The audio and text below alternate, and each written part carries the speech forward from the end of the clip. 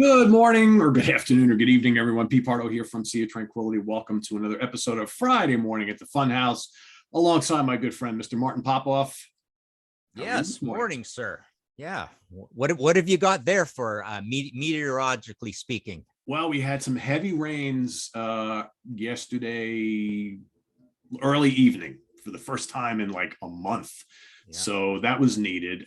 Today it's cloudy. It's going to be hot and humid, and then we're expecting more thunderstorms and heavy rain tonight, which I know Steve Keeler's not going to like because he's having his 36th anniversary concert at the Orange County Fair tonight, which I'm supposed to be going to. And I'm like, Steve, man, it's supposed to rain. He's like, no, I don't want to hear that. I'm like, well, that's what the meteorologist says, Steve. So I don't know. But yeah, it's been better this week. We had a killer week last week, just ridiculously hot temperatures, but it's been a little better this week, which is good. So how about you?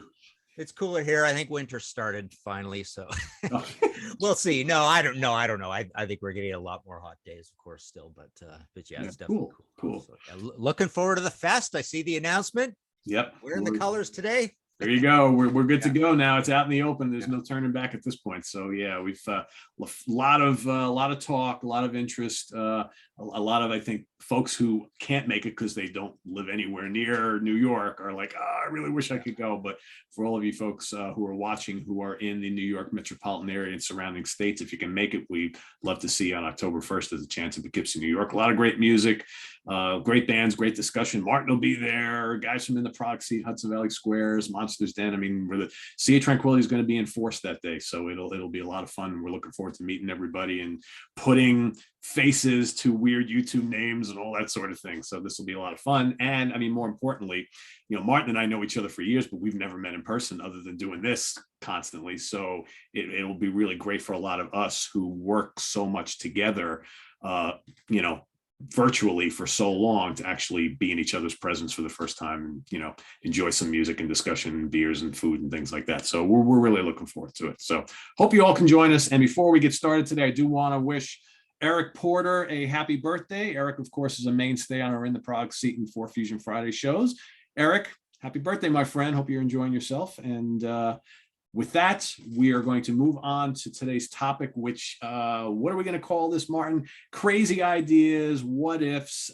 This is kind of like the have an idea, throw it at the wall, see if it sticks, and talk about it, right? And there's a genesis of how this show came about, and I'm going to have Martin kind of explain where the idea for today's concept came from. Yeah, so the genesis way back is I actually did a podcast episode with some of these crazy ideas, but and we're going to see how many of these we can get to today, and Pete's got some ideas as well.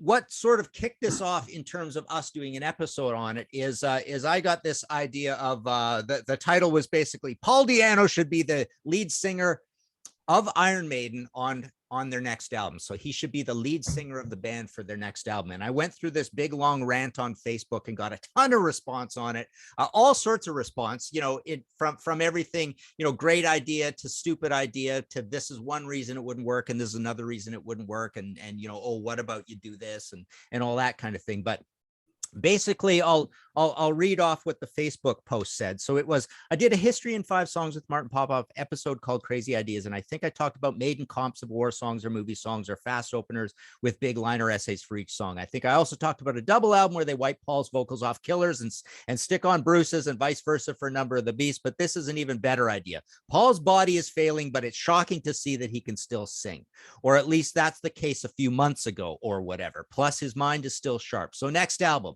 Paul Di'Anno vocals, Adrian Smith and Dave Murray guitars, Steve Harris bass, Nico McBrain drums. For an old school twist, Yannick can sit this one out. Also for an old school twist, 14 songs, an hour max. Bruce would probably love this idea more than anybody. He certainly doesn't have to worry about losing his job or legend status or any hit to his ego. This is a unique situation in rock. He'd probably have a right old laugh and say, I love this idea.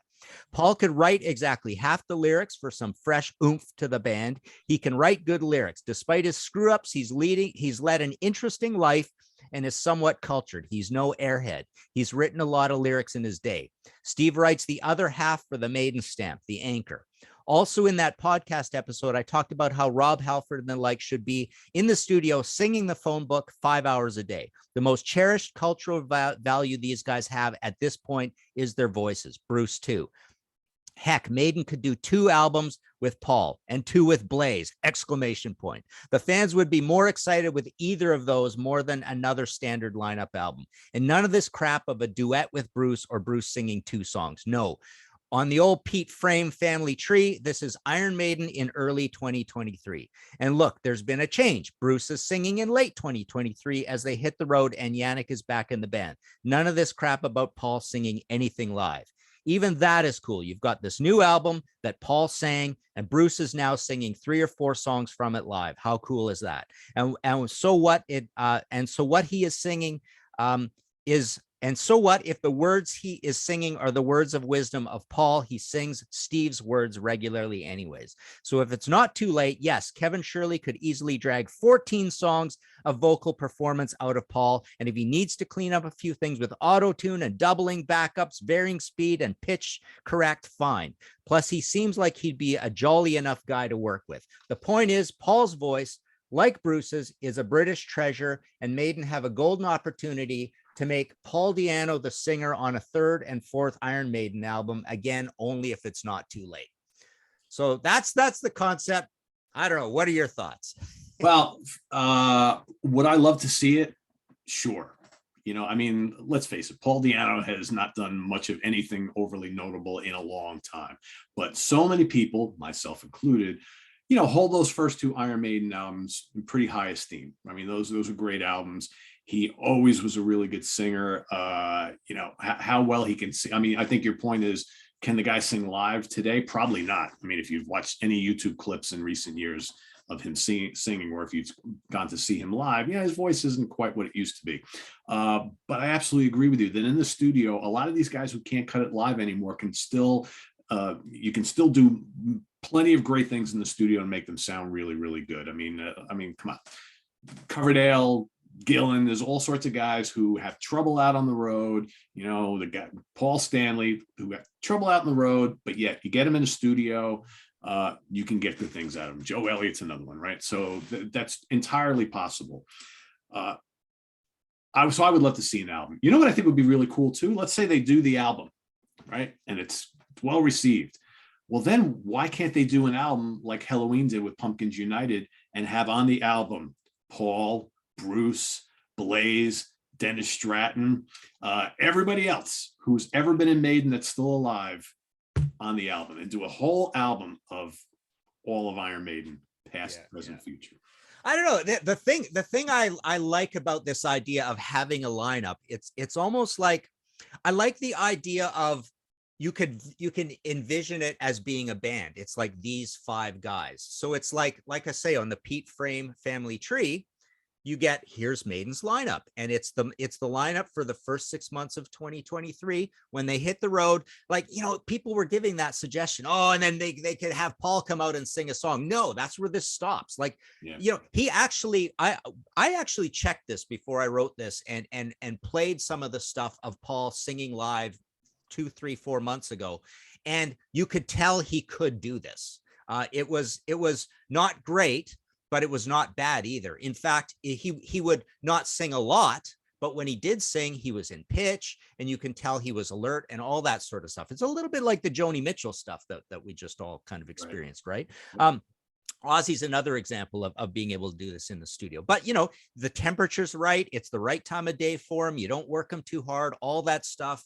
All those computers in the studio, that's what they're for. They're to fix this stuff, right?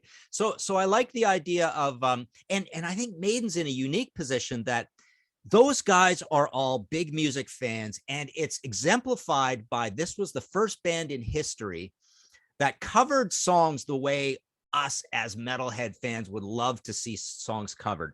Jethro Tull, Cross-Eyed Mary, Kill Me Ce Soir, I Got the Fire, right? And you could tell they're big fans of cool ideas, right?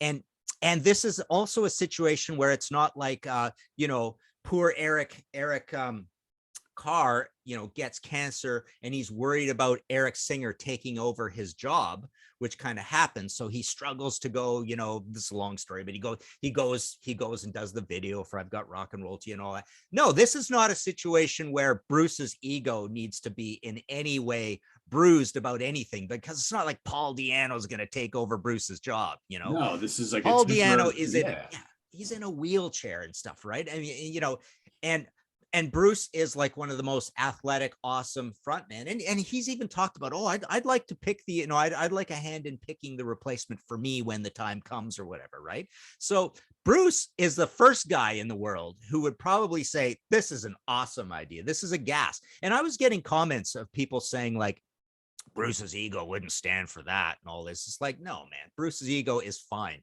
Bruce flies, jet airliners, right? He's actually the front man of the biggest metal band in the world, right? Bruce's ego will be fine. Bruce he'd probably go to the studio every day to watch this. He'd be having such a good time and enjoying it, right?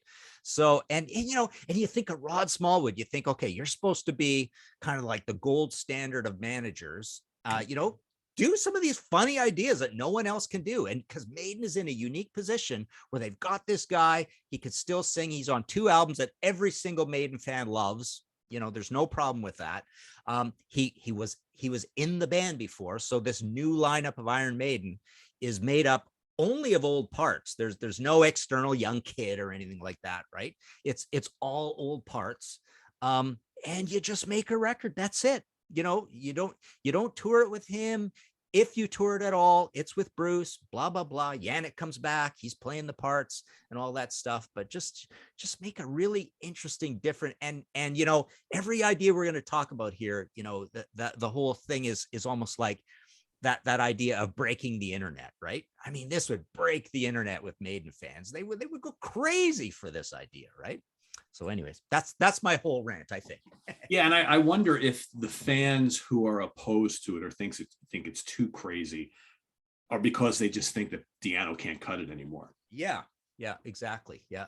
But go see pictures of him singing on stage with I think it's like Czechoslovakia, or it's somewhere in Eastern Europe, right?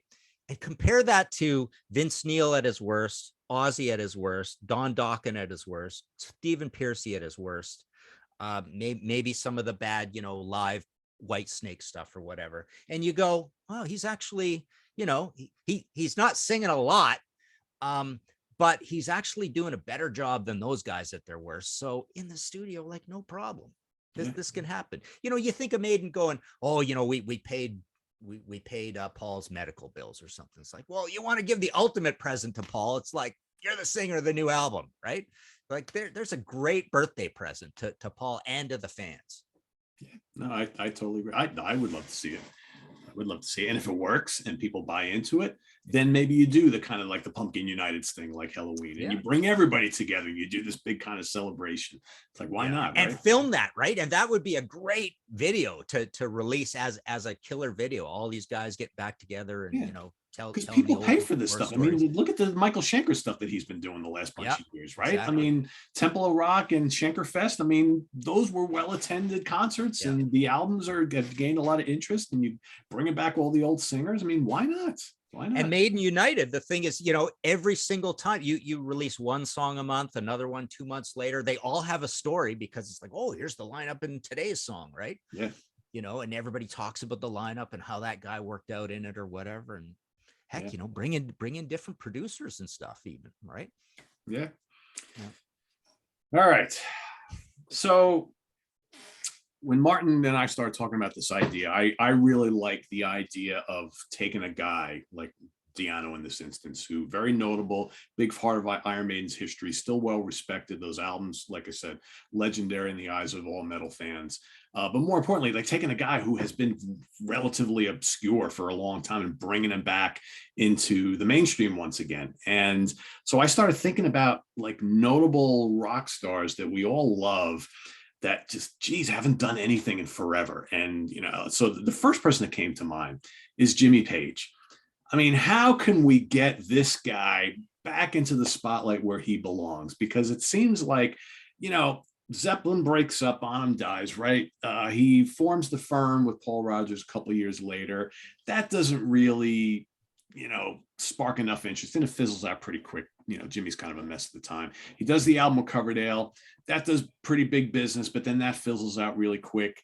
He, hangs out with the Black Crowes for a little bit, and there's a lot of excitement around that, but they're not making new music. They're just playing Zeppelin stuff. And since then, he's really been invisible. No real solo albums to speak of. The kind of stops and starts with Zeppelin reunions, did a couple things with Robert Plant. So basically, he's been like remastering the catalog and doing stuff with the catalog. We've talked about it before. And you watch some interviews with him, and he occasionally throws out this like, yeah, I'm working on some stuff. I got some ideas, but the years go by and nothing ever happens. So I'm thinking, how can we get this guy out of like semi-retirement seclusion and get him back out there playing with some, maybe other guys who aren't doing a hell of a lot anymore. And I was thinking, I'm like, well, how about his old buddy Paul Rogers for one? So Paul, other than occasionally doing summer tours with Bad Company, he's not doing anything either. And when he tours with Bad Company, it's just a tour. They're not making new music either. So I'm like, it's been a long time. It's been almost 40 years since the firm or thereabouts. How about these guys say, you know what, let's make a go of this again. And even if they're not going to do new music, get out on the road and do a whole tour of just playing Bad Company, Free, and Zeppelin classics, if nothing else, and a couple firm tunes. Would people go to see that? I think they would. Yeah. Paul Rogers can still sing the phone book, right? I mean, Paul Rogers sounds great. He looks great. I'm sure Page can still play. I'm sure he would love to be back out there in the spotlight. And I just got done reading Steve Gorman's Black Crowes book, right? And, there's a lot of time dedicated in that book to the whole Jimmy Page period, and how, Steve said that, Page was so into that when it was happening and just felt reinvigorated playing with new guys, playing the old Zeppelin classics again. And it gave him like a sense of purpose. Well, I think this would give him a sense of purpose and give Paul something to do and go and play all these great songs. And this is not meant to be a slight on, the existing guys in Bad Company. But again, they don't do anything that often. You got Mick Rouse doesn't tour with them anymore. Simon still does, but it's almost like it's like a watered down version of Bad Company, sort of. But I think it'd be great to hear all those classic songs. We know Paul can sing. It'd be great to see him with Jimmy again, and it would give him something to do. And if that doesn't work, how about an album, a brand new band, make some new music, have them do an album with like Glenn Hughes on bass and vocals, and get a drummer, get like Bill Ward, or get, get Simon Kirke, for crying out loud, and put together this power trio supergroup and go out and make new music. I guarantee you Glenn Hughes would be into that. Yeah. I guarantee, even though he's busy with the Dead Daisies right now and solo stuff and occasionally Black Country Communion, I'm sure if Jimmy Page walked up to Glenn Hughes and said, let's make a record together and do something new, I'm sure he'd jump at it. And I'm sure there'd be other, drummers out there, maybe a keyboard player, whatever, who would join this and do something kind of interesting. But the point of this is that personally, I think the world is like almost desperate for something from Jimmy Page. And he's so beloved and so missed out there doing something, either playing live or creating new music, that it's like, shit or get off the pot, dude. Let's make something happen. So yeah. It's interesting. I can think of two good names for that first band that you were talking about. So he had Coverdale Page. This could be Rogers Page. And he also was in a band called Queen + Paul Rogers. So he could be Jimmy Page + Paul Rogers, right? Yeah. And, the other two more points, you say make new music and you say go out live. So as these guys get older, I think the going out live is the thing that probably would scare them even more.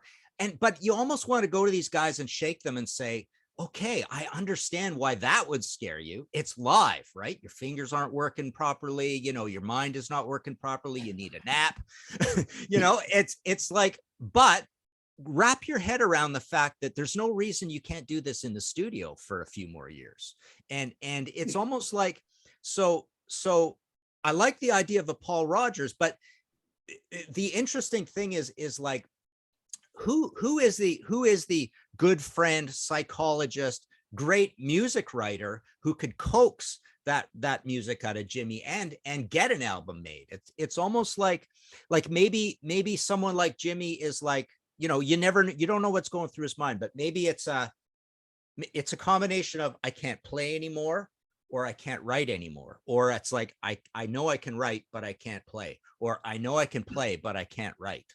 So it's like, okay, so find out what his problem is and get that musician in there who's like, he trusts, who's maybe an old friend, but maybe a new friend. Maybe he wants to work with someone super young, right? But find out who he can work with and get that material out of him, right? Yeah, I mean, the interesting thing about the whole writing aspect of it, and let's go back to Paul Rodgers for a second. So when was the last time Paul was like writing a lot of new music? Because with Bad Company, they're just playing all the Bad Company hits when they go out on tour. He's done some solo albums, but the last couple that I remember, they were playing all blues standards and things like that. So like, how in tune with writing new music is Paul anymore these days? I don't really know. But someone like Glenn Hughes writes for the Dead Daisies, writes solo stuff, writes Black Country Community. I mean, Glenn is a writer. He's a total package there. So maybe to get Jimmy back into the swing of things, maybe he does need someone like a Glenn Hughes over a Paul Rodgers, who is tomorrow can start writing new songs with you. I don't know. Again, I don't know the Paul Rodgers situation on where he's at with that, because has it been too long? I don't know. Cool. All right. Well, should I go on to another idea, a simpler idea? Okay. Yep. So this is a smaller idea, and it's pretty easy to understand. But we'll go back to Maiden again for this. You know how we've seen, the odd time we've seen somebody put together a compilation album. Maybe there are other ones I don't know about, but I can think of like Scorpions, Best of Rockers and Ballads, and I think April Wine has a heavy comp and maybe a light comp too. I don't know, or whatever. And Whitesnake has done that in recent years too. Yeah.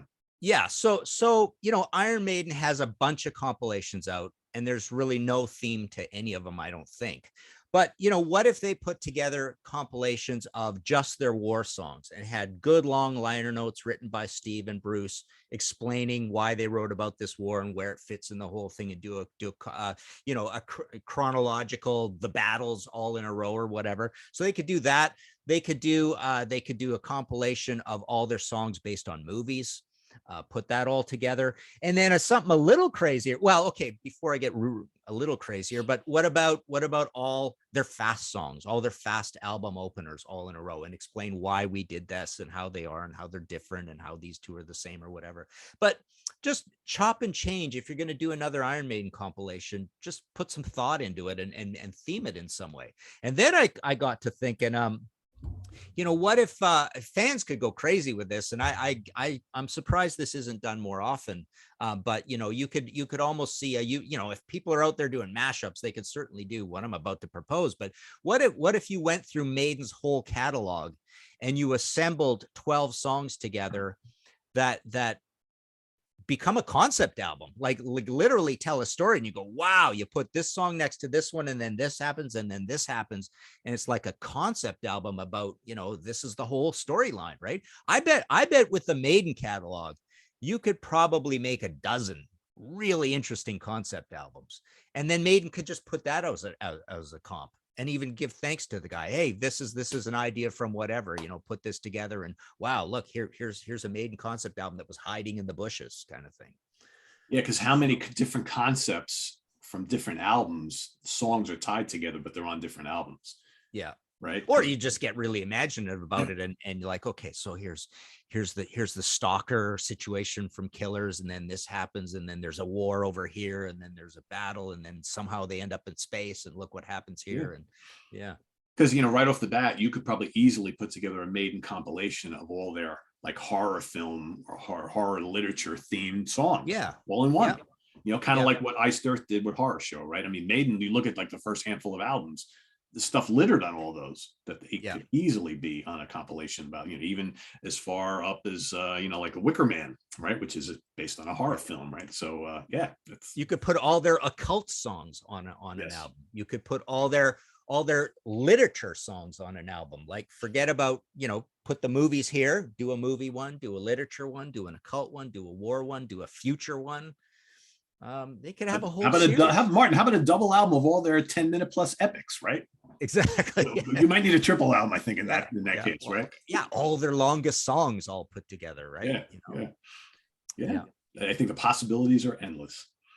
Yeah, and so just generally speaking, I think there's a lot of bands out there who have never kind of themed their comps at all. Like come up with some good themes. We don't see themes, we just see greatest hits, right? Yeah, over and over and over again. How many times can you keep repackaging that? Well, oh, this compilation has that song, which the other one doesn't. So Yes. what, right? Yeah. Yeah. Cool. That's a pretty good idea. That's a good idea. So for my next one, we behind the scenes, we're talking a bit about Rob Halford.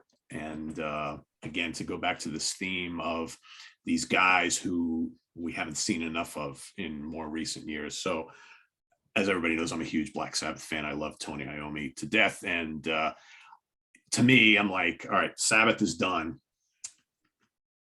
What do you got, Tony?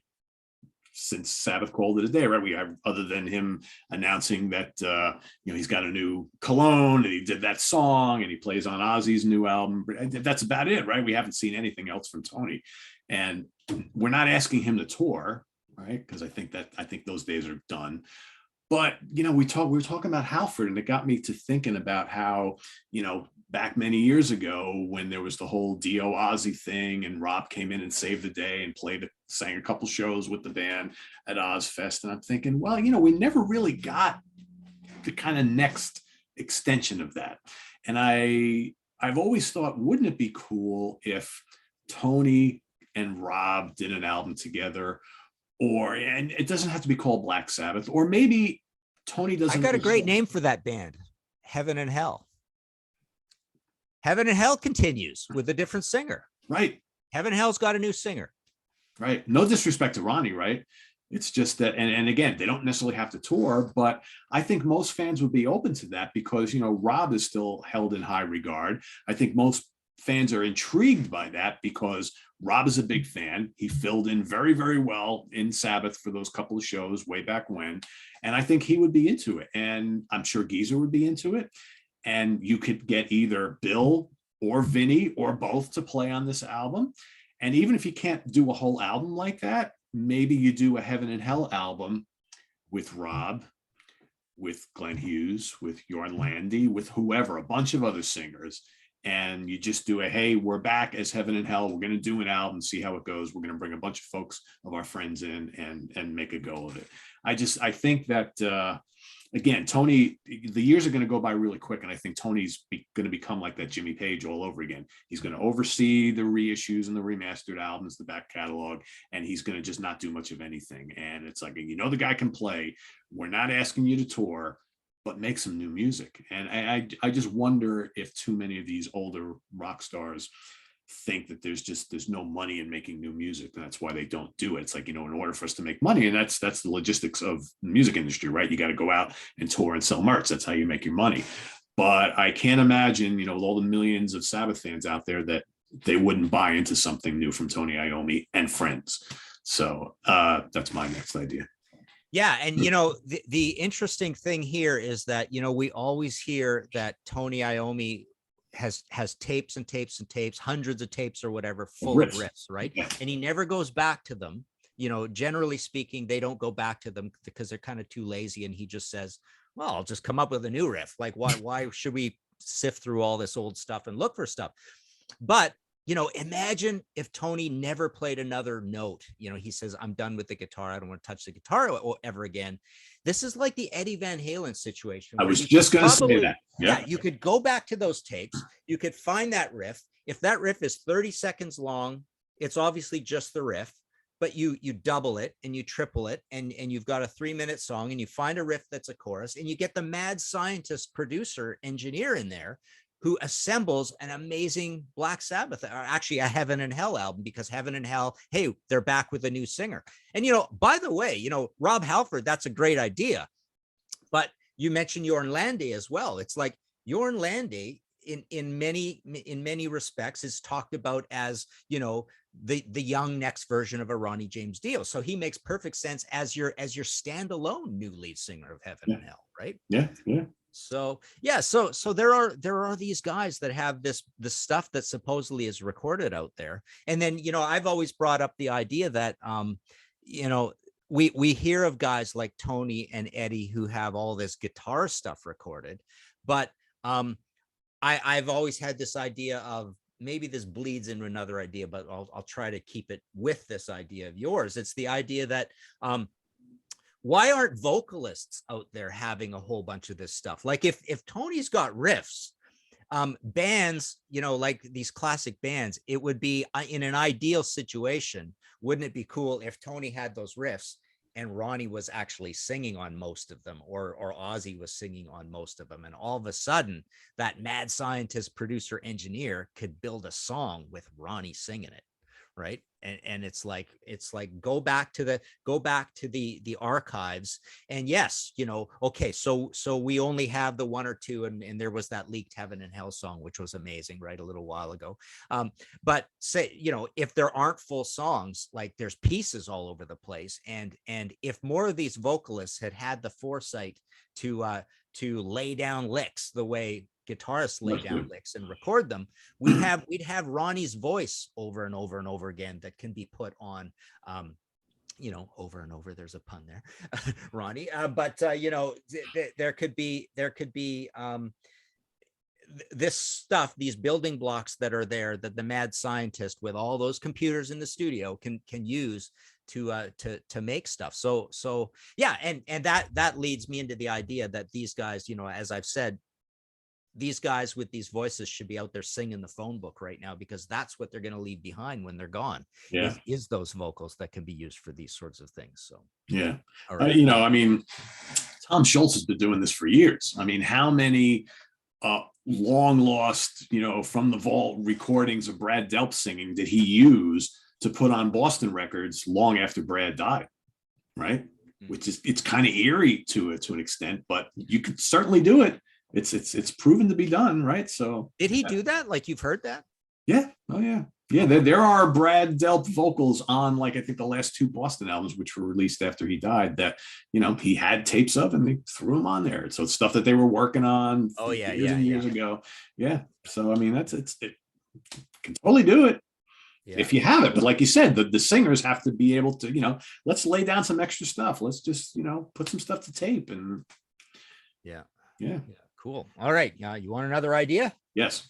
Okay. So I've often thought, you know, I've had so many bands come to me over the years and say, well, we finished our album. You want to take a listen to it, you know, before it comes out or whatever. Right. And it's like, yeah, fine. But I almost kind of push back a little bit to them and say, the best time to have me listen to it is before it was finished, right? I mean, then my advice can mean something, right? I can give you we really want to hear what you think of it and all this. It's like, well, no, I mean, ask me before it's done, right? And I'll say, you know, this vocal this is sharp, this is flat, whatever, like change this is too long, that riff's been done, you know, whatever. Yeah. Here are the demos. What do you think of the demos, right? Yeah. Exactly. So I thought about, you know, what if bands had a concept?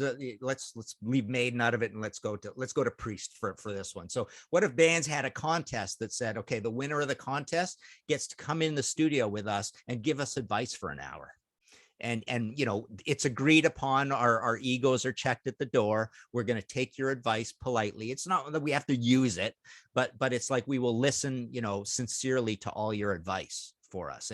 And that fan gets to spout about everything they wanted Maiden to do that they haven't done, and literally go into the guts of the song and, you know, and change it, or say, yeah, I like that one, I don't like that one, now leave that one off the album or whatever. And just, you get to go in there and spout for an hour, like give Priest advice for an hour, right before the album is out, like right at the crucial time.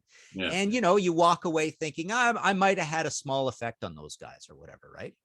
And then you could take it one step further. I was thinking, like what if the Sea of Tranquility guys pooled their resources and bought Mike Portnoy $1,000 birthday present? So it's $1,000 donation to the local animal shelter, and, you know, and we secretly got a hold of Maiden and said, the present is the present to Mike Portnoy for his birthday is Mike Portnoy gets to come into the studio with you guys and give you advice for like 2 solid hours, right? And literally, it's like, so what does Maiden get out of this? They get like the fact that, okay, this money went to a charity. Maybe it goes to Clive Bird's the MS Fund or something like that, right? But they also get someone they know who is a super respected, talented guy in a number of departments, musically speaking.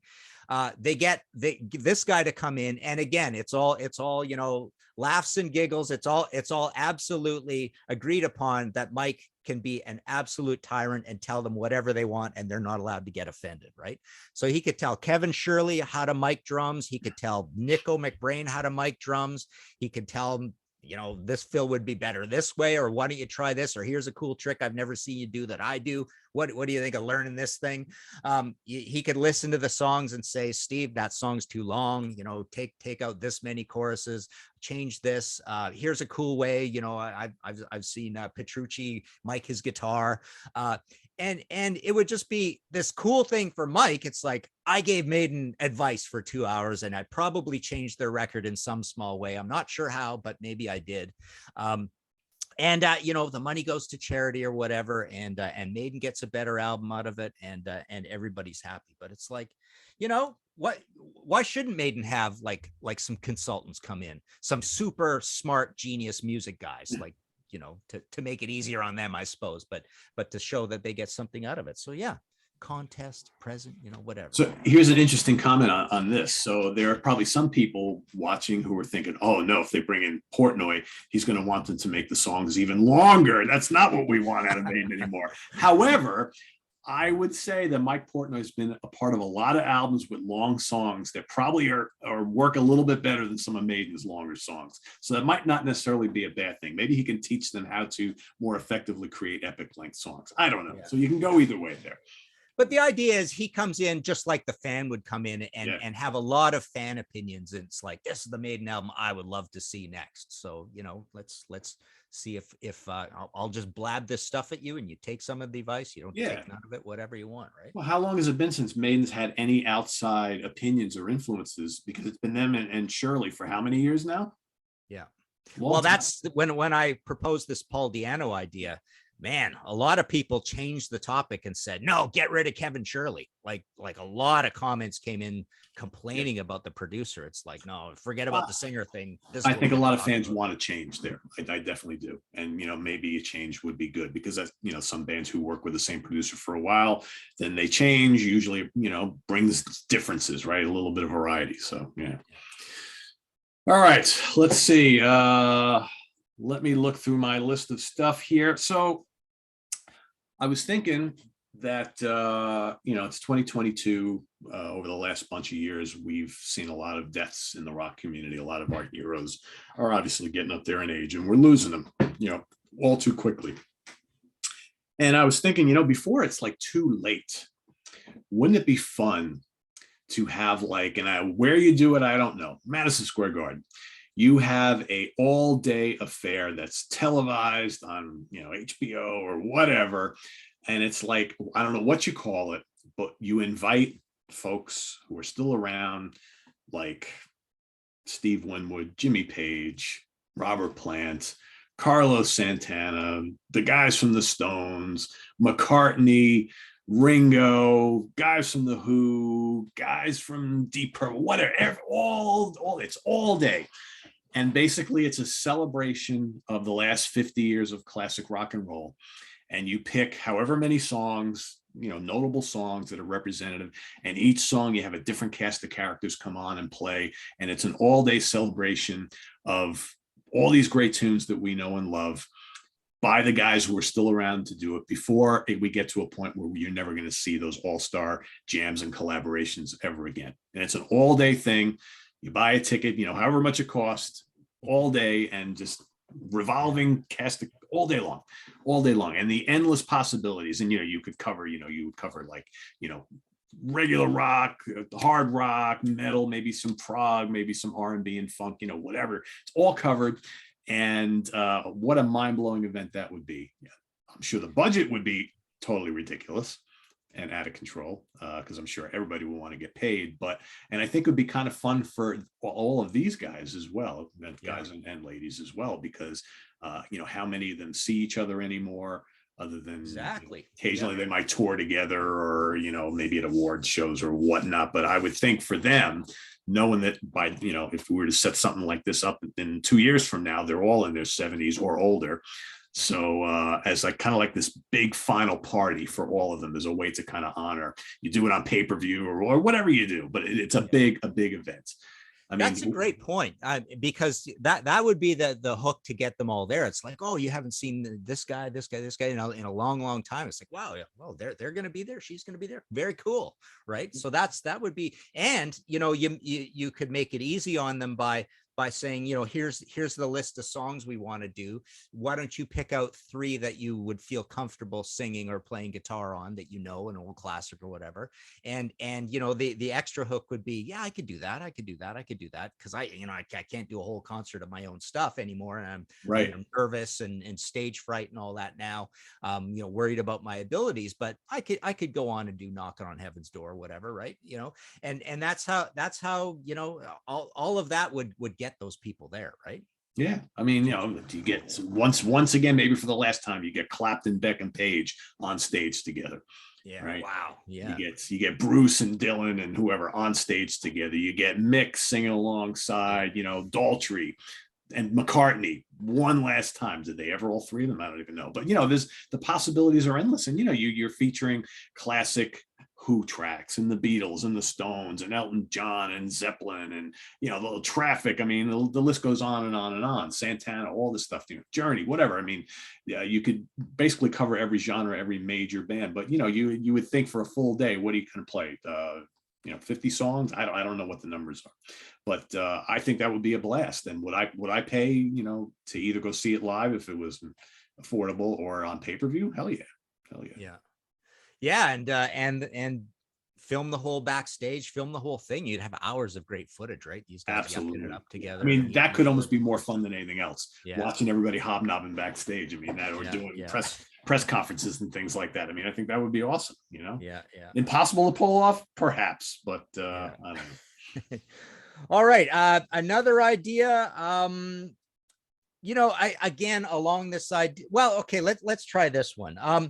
So I've often thought, I've listened to albums like, for example, Rush, Hold Your Fire, or Robert Plant, Shaken and Stirred. This is going to be a little scattered. This kind of goes all over the place. But I've often thought that, I have certain music geniuses, buddies of mine who could probably piece a whole thing together and make it. I've often thought, I'm going to ask this guy to do this. Or the bottom line is, what if you made a heavy metal version of Rush, Hold Your Fire?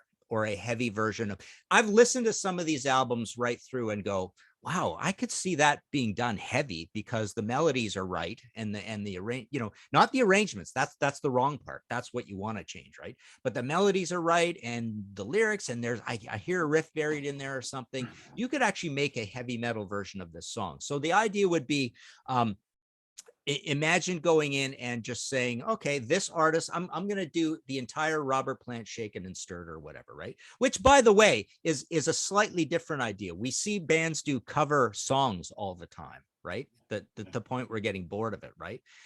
And we've seen bands do cover albums once in a while, but why don't bands do more cover albums? Like cover the entire album of someone, or cover, your favorite songs by an entire artist. So you don't see that very often. So that's kind of a sub idea of this. But do it completely different, because I love your idea of doing a heavy metal version of Hold Your Fire, because how cool would that be to hear? Most Rush fans, probably a lot of the old school fans would always wanted to hear that album a little bit heavier. We're not knocking the songs themselves. Yeah. It's just the arrangements and the production's it's a little on the lightweight side compared to some of their other stuff. So a lot of times I hear some, especially metal bands, I hear them doing cover versions of classic songs, but they're not really doing it like they would do it. Like, change it up, change the arrangement, make it heavier, do something different. So it just doesn't sound like a note for note replica of, whoever doing whoever's song. Exactly. And another sub idea of this, I thought it's like, okay, so you get someone with a really open mind who likes new ideas, like a Robert Plant who's musically restless or something.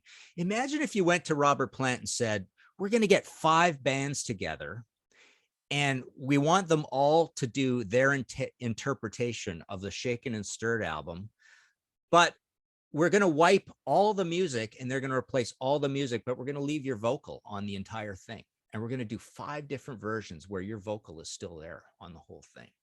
So, mix and match some of these things where you keep the vocal of some of these things, right? And this is where it gets into, these other crazy ideas I had, like imagine if you had, we're gonna do the 1982 showdown. We're gonna get Number of the Beast, and we're gonna get Screaming for Vengeance, and we're gonna wipe the vocals off both of them, and Bruce is gonna sing the entire Screaming album, and Rob is gonna sing the entire Number of the Beast album. How wild would that be? Just for fun, right? It's like you've made a new product, you just work out the legalities. Everybody can make a little bit of money on this thing or whatever. It's there forever. These guys will die one day. It's like, well, that's kind of cool that happened. And you've just got it there, right? Yeah. So, to go back to your Plant idea with taking the Shaken and Stirred album and having 5 different bands basically play, and imagine one of those bands is like Amon Amarth. The other band is Earthless. The other band is Humphreys McGee. The other band is Dream Theater. Whatever. I'm just throwing stuff out there. And Flower the other band Kings. is Parliament Funkadelic, right? So all of a Exactly. sudden you've got each band is so different in the style they play. So obviously Shaken and Stirred is going to sound completely different 5 times. The only thing that's going to It's gonna sound be really shaken and really stirred. Absolutely. Yeah. Really. It's Plant's vocals are the only thing that's going to sound the same on any of these. Yeah. Yeah, that's an amazing idea, right? Yeah, that'd be pretty cool. Yeah. Yeah. I not to bore you because it's a short, I'll keep it short. It's a short Clash story, but I've often said this about the Cut the Crap album, right? Leave the vocals on, leave the guitars, get rid of everything, because it's got this really crappy electronic production. And I go, wouldn't that be cool if someone made a punk rock version of that? And then someone emailed me and said someone did. So you can go on YouTube and hear that. But unfortunately, what they did is they took live versions of the songs and took Joe's live vocal all over. So it's a really kind of imprecise vocal. So they didn't wipe the music and keep the Joe vocal from the album, which is great. But yeah, that's like a big what if, fix a wrecked album kind of thing. And I'm not saying Shaken and Stirred is a wrecked album. We did a long Contrarians on it. It's awesome with Ralph talking about it, but it is one that most fans are kind of horrified about. I was horrified when it came out, right? But like I say, I was walking back to the house back and forth, a couple months ago, and I had this idea, and I was listening to every song going, okay, next song starts, I want to see if I could see a raging heavy metal song in that. It's like, wow, you can, right? And so I went through the whole album, and there were like 2 or 3 songs where I thought a heavy version of this is really going to come out more like a power pop version. It's not going to sound like a heavy metal song, but most of them I thought I could see a heavy metal version of this song. And so, yeah, that's where kind of that idea came from. So yeah, that'd be pretty nuts. Good work. I would love to see that. Yeah. I would love to see that. All right. So recently we heard the news that Steve Morse has walked away from Deep Purple. Right. And, I haven't really talked about it much on the channel. Everybody was expecting me to do a whole video on this whole situation. But, Steve's wife is very ill. So he is like, it's time to leave the band and go and take care of my wife and spend time. That's the right thing to do. And I commend him for that. So now that leaves, all right. So Steve is no longer with Deep Purple, like 28 years, right? Something like that. So what's the guy's name? Simon McBride is the Irish guitar player who has been filling in for him. I don't know if they have decided as of yet whether that's going to be a permanent thing or he's going to finish out the tour. I guess we'll know at some point. So, but by all accounts, he's doing a very good job. Most people that I've read and I've seen some clips, he seems to be fitting in quite well. But in almost at the exact same time that all this was happening, I was able to hear for the first time a full live recording of Deep Purple with Joe Satriani on guitar from 1993 in Japan. Now, everybody knows that when Blackmore abruptly left the band in the early 90s, they had to recruit someone right away to finish out all the touring commitments. And they asked Joe, and Joe said yes. Joe, of course, at the time was having a pretty lucrative solo career, a lot of interest in his instrumental solo albums. And he did the tour, but it was always with the intent that this is not going to be a full-time thing. I'm going to help you guys out. It'll be fun, but then I'm going to go back and do my thing. And that led to Steve Morse coming into the band for, now all these years. So I went, I always liked Joe Satriani. I always thought he was probably would have been a weird fit for Deep Purple. And other than maybe seeing a clip here and there through the years on YouTube or whatever, I just never really investigated that brief year or whatever in the history of Deep Purple. As big a fan as I am, I just never did. So on a recent episode of the UK Connection, Stephen Reed showed off, I think, a bootleg CD that he had from the Japan tour and that particular gig with Satriani. I was like, oh, I don't have that. And of course I was intrigued because got to collect them all, right? When you're a collector, you're a fan of a band, you got to have everything. So I was able, with the help of George LeMay, thank you, George, I was able to get a CD of that performance. And I was pretty interested to listen to it. So, but I was skeptical, right? Love Joe. I don't know if that's a fit, although a lot of people never thought that Steve Morse was a fit, right? But after listening to it over the last week, and then, Steve making the announcement that he was leaving, I was amazed by how well I thought Joe Satriani fit in the band on this performance, and how true he was to a lot of the Blackmore solos and riffs, even more so than I think Steve. And I think he kind of brought that element of danger and unpredictability to the songs that Richie always did. And it led me to think, all right, now with their situation, again, not knowing what their intent is with Simon on a full-time basis, and knowing that Joe, while still very active in his solo career, putting out albums fairly frequently, but maybe the overall interest in his solo records is not what it was 30 years ago, would that be a fit here going forward to have him come back into the band? Because, Blackmore ain't coming back. That's not happening. But after listening to this live album, I think it works. And I never gave it even a second thought or thought it would be something that would work for them. But in listening to it, I'm like, man, he brings that Blackmore element. It's still Satch. I mean, it's him, but I really thought it worked well. And I wonder if that's something that they would even consider. Would he consider it? Right. And I know Joe likes to do his own thing. The Chickenfoot's not really happening. He doesn't have any other bands going on. So I don't know. This is kind of like an interesting what if. Would it make sense for Joe and Deep Purple to kind of get back together and make a go of it for a, semi-extended period of time? What do you think? That's so cool. Yeah. And what I like about it is it reminds me of that Maiden situation where it's like he was already in the band. It's not even a new member. It's technically you're just bringing back your old guitarist, right? Which is kind of cool. You like that. Or add him to the band, make it a 2-guitar band for once, try something different, right?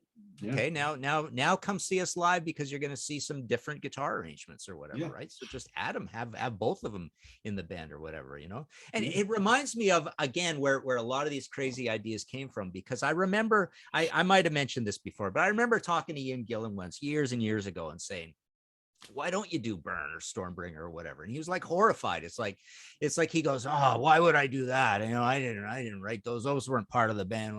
So I said, look, it'd break the internet. People would talk about it. People would love it. Your drummer would love it. Played Burn, right? Oh yeah. It's like, these guys were in the band. They wrote, with it. You already covered Hush, so you can cover this. You cover, Deep Purple was known to cover Kentucky Woman and all this stuff, right? So it's like it would just be a really cool thing to see, him go up there and do that. And and I remember when I brought up this Maiden situation, people would make snide comments on Facebook and say, "Oh, what do you want? You want Rob to start singing Jugulator songs or whatever?" It's like, well, yeah, 1 or 2, you bring them back. Like Maiden made the Klansman part of the Maiden family. Sure, Bruce came back. People talked about it. People go, cool. We've now got the Klansman with Bruce many times over. Signing across for ages. Yeah. So why not? Yeah. So it's like, well, why don't you go find the greatest 1 or 2 Ripper era songs across 2 whole albums? You don't even have to sing Ripper's lyrics, because I believe Glenn did a lot of that stuff anyways. So you're just singing the lyrics of a guy who's already in the band kind of thing. So it's like, because I remember asking Rob once, I could not believe this. Like it was right around whatever, Two or Fight or whatever, and those albums were out. I go, oh, what did you think of Jugulator? He goes, I haven't heard it. I really don't want to go listen to it. It's like, wow, I can't believe you would not be curious just to hear what a Judas Priest album sounds like without you on it. It's like, what are you talking about? You haven't heard it. Like, that's ridiculous. Like, go play it just for curiosity, right? Yeah, see how it sounds, right? I mean, Yeah. I don't know. But and like, why couldn't Ozzy bring one Dio era track into the, again, break the internet? It's like, part of the band's history, and it's not like it's learn one song. It can't be that hard, right? No. Find one that you can do or whatever. They'll change the key for you or whatever, right? Yeah, I mean, you can't tell me. Granted, I'm sure Gillan is not going to sing "Burn," right? Or because I don't think he can. But you can't tell me they can't bring out a Could he do "Soldier of Fortune"? You would think he can probably do something like that, right? There's got to be some stuff in the Coverdale version, in Mark III, or even from "Come Taste the Band," that Ian could handle. And the same thing with Ozzy. I'm sure there's one, Heaven and Hell or Mob Rules tune that he could probably do. Push comes to shove. I don't know. Yeah. To just ignore that whole part of a catalog is like, especially when it's a significant part. I can maybe see Rob saying, well, I'm not going to do anything off of Jugulator because, most people don't regard those two albums very highly at all. But when it comes to Sabbath and Purple, Mark III in the Dio era is really highly regarded. So it's like, it's a rich and important part of the band's history. And last time I checked, bands like to sell more tickets for their concerts rather than less. So you announced that we're going on tour. And by the way, we're it's the Ozzy lineup. We've added Neon Nights to the thing. It's like, you might sell a few more tickets, I would think so. Yeah. And even if the fans weren't 100% positive that Ozzy could pull it off, just the thought that he's going to attempt it, they're going to want to be there to see that, right? Yeah. First time ever. Ozzy's going to tackle a Dio song. Holy shit, I gotta go. Yeah. Amidst all the same old Paranoid War Pigs and and it makes Ozzy look better. It makes him look like a better guy who's the ego isn't there. Yeah, I could sing a Ronnie song. What the heck? It's all fun. It's all rock and roll. I'm an entertainer, right? Yeah. All right, Martin, you got one more to throw out for today? Yeah, I'll try something really short. Okay, this is a really crazy one, but I want everybody to go try this. This is hilarious. You can actually go on YouTube and you can go on settings on any song, right? And it's just right there, playback speed, right? And you can have a song go at 0.5, 0.75, 1.75, 2, 1.5. And I went in and checked a bunch of songs, and the amazing thing that happens on YouTube when you do this, they actually just slow the entire song down, but none of the keys change on the guitars. None of the keys change on the vocals. It is exactly the way it was. It's just a slower version of the song. It's incredible. And in most cases, it sounds really, really polished and well put together. And I tested a bunch today. So first of all, I would recommend go play Black, to keep it all in the family here. Go play Black Sabbath Die Young at 0.5. Go play Neon Nights at 0.5. Play AC/DC Landslide at 0.5. There's a theme here because I've realized that if you take slow songs that you think, okay, they're kind of boring, slow, what would it sound like sped up?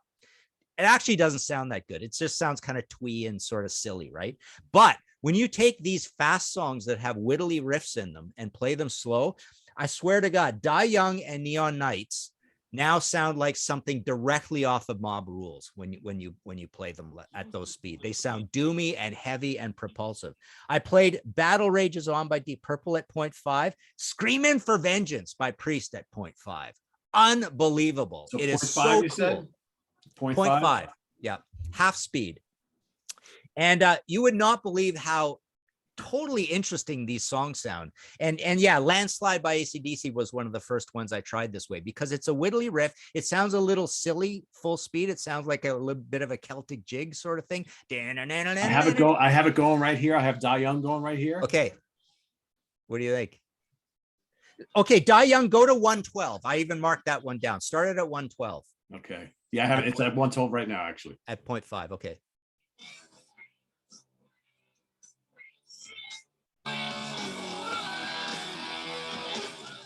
It's totally sounds like Mob Rules era. It's amazing. Yeah. Yeah. So my nothing is different. I mean, Dio doesn't sound weird. The riffs just sound heavier. No, yeah. I know. How weird is it's that? not down-tuned at all. It's not down-tuned at all. They No. actually just changed the speed somehow. It's amazing how they do that, right? Yeah. But my idea is a little bit of this. So I know bands, smart bands that think a lot about what they do and then put it out, you know, and they make it look easy, i.e. AC/DC. I've heard a lot of stories about how AC/DC will write these songs and they'll try them at a whole bunch of different speeds and find the speed that they think is the right song to finish recording and put on the album, right? Yeah. So what if some of these bands went back and re-recorded some of their classics at totally different speeds? And just put out an album like that, like these examples. You know, when you check these out, you'll say, wow, that's really cool.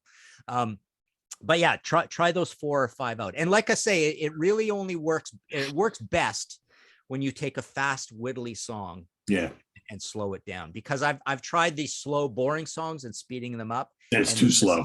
Yeah.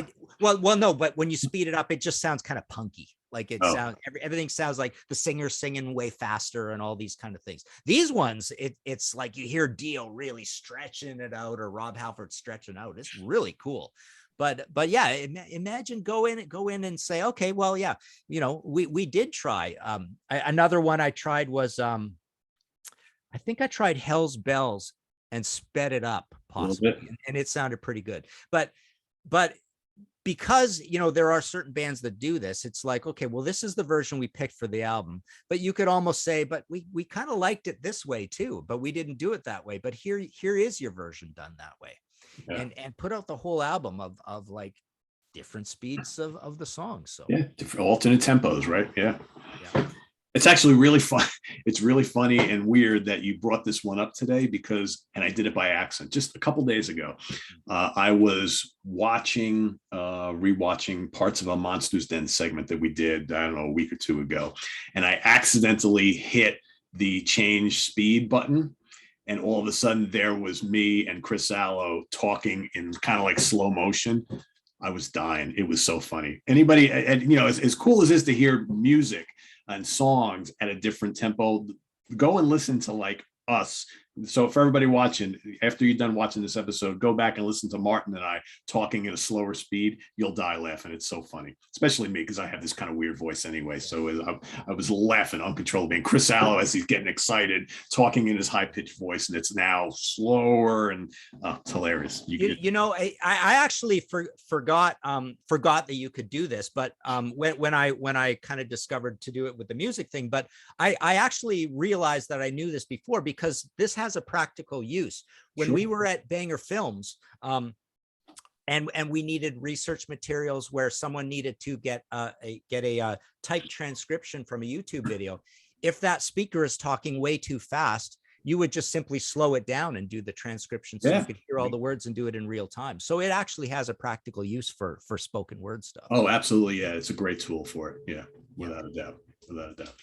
Yeah, but remember, when you do change that speed, all you got to do is just go put it back to 1.0 or normal speed once you're done. But you know, if you play one video at that speed and then type in something else in the search engine, your second video will also play at that speed. But fortunately, I've told you 0.5 for 5 different songs. So go try these 5 different songs at this, and you'll love them.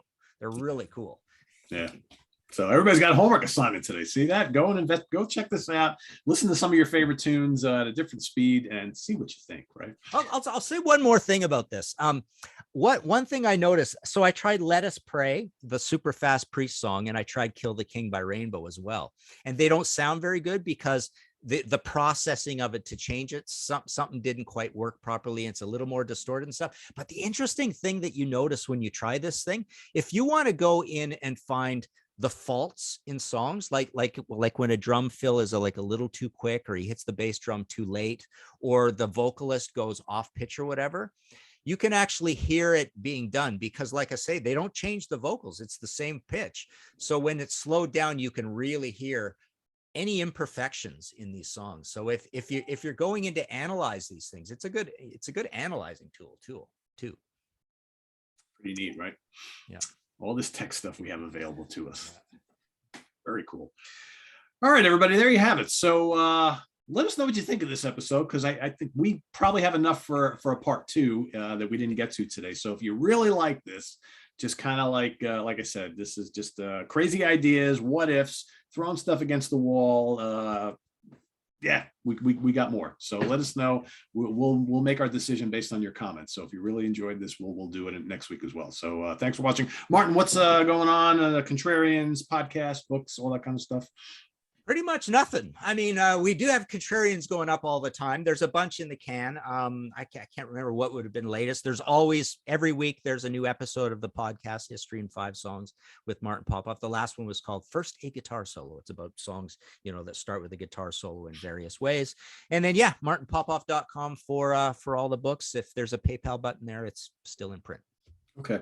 I probably should bring this up. So for folks who are coming to Sea of Tranquility Fall Fest in October, of course, Martin will be there. Martin, are you willing to sign books for people who want to come with their books? And definitely, of course. But I'm not sure that I'm going to bring books, because my least enjoyable part of any trip to the States to do anything like this is stressing over what's going to happen at the border. Are they going to turn me away, or are they going to say you can't come with the books? Are they going to charge me a bunch coming back? So I'm almost thinking I might not do the table of books thing, which I've done at many record shows and Rush conventions and things like that in the States, when I've spoken at universities, at conferences. So basically, I mean, absolutely. Anybody got anything they want signed, sure, bring it by. That happens when I do record shows here in Canada too. Okay, cool. So we'll do that. So we'll make sure if you have books that you bought and you want to bring them to the event, we'll make sure we give Martin some time to sign books for you. So that'll be cool. So we'll do that. And I saw you were also on John's Lair the Alchemist channel recently too. You did an appearance over there. Yeah, we did a thing on this crazy drawing artwork thing we've been doing. One dedicated to that. We did a ZZ Top one recently as well, and of course we did Hack the other day, right? That was fun, right, with Van Halen. Yeah, you got a lot. That was fun. Yeah, okay. If you guys missed it, so we were both on Guitar Hack's channel on Wednesday night, ranking the whole catalog of Van Halen, which was a lot of fun, I think. So if you haven't caught that, just head on over to Guitar Hack. So we do that once a month over there. So. Cool. And let's see what's going on here. We've got tomorrow, we've got the UK Connection, where Simon, Stephen, and myself are going to be talking about our favorite and least favorite AC/DC albums. So that's coming up tomorrow. And then, of course, we've got no Hudson Valley Squares on Monday. Most of the folks have other commitments and things going on. So I'm going to be doing a live Q&A show on Monday. So stay tuned for that, 8:00 p.m. Eastern Standard Time for about an hour and a half. So that'll be Monday night. And then Tuesday, we've got In the Prague Seat. We're doing our favorite bands A to Z for the next 20 some odd weeks. So we've got Letter B coming up on Tuesday. So that's what's happening. So thanks for watching, everybody. Please subscribe if you haven't already and click on that notification bell. We also have links below to our Ko-Fi page for channel donations and our merch page, where you can get all sorts of cool shirts like the one Martin is wearing right now, actually. Yes, that is our very popular Dragonfly shirt. We got lots more, so check that out. Make sure you visit us on the web at www.seaoftranquility.org. We're on Facebook, we're on YouTube, all together, all the damn time. For Martin Popoff, I am Pete Pardo. See you tomorrow on the UK Connection. Hope to see many of you October 1st at the Chance at Poughkeepsie, New York for Sea of Tranquility Fall Fest. Nectar, Vanilla Fudge, Pat Travers Band, Sonus Umbra, Epic Tantrum, Andy Powell from Wishbone Ash, Chris Caffrey from Sabotage, the Trans-Siberian Orchestra, Martin, myself, the Hudson Valley Squares, In the Prague Seat, Monsters Den. We're all going to be there. So hopefully you will be as well. And thanks for watching. We'll see you real soon. Bye-bye.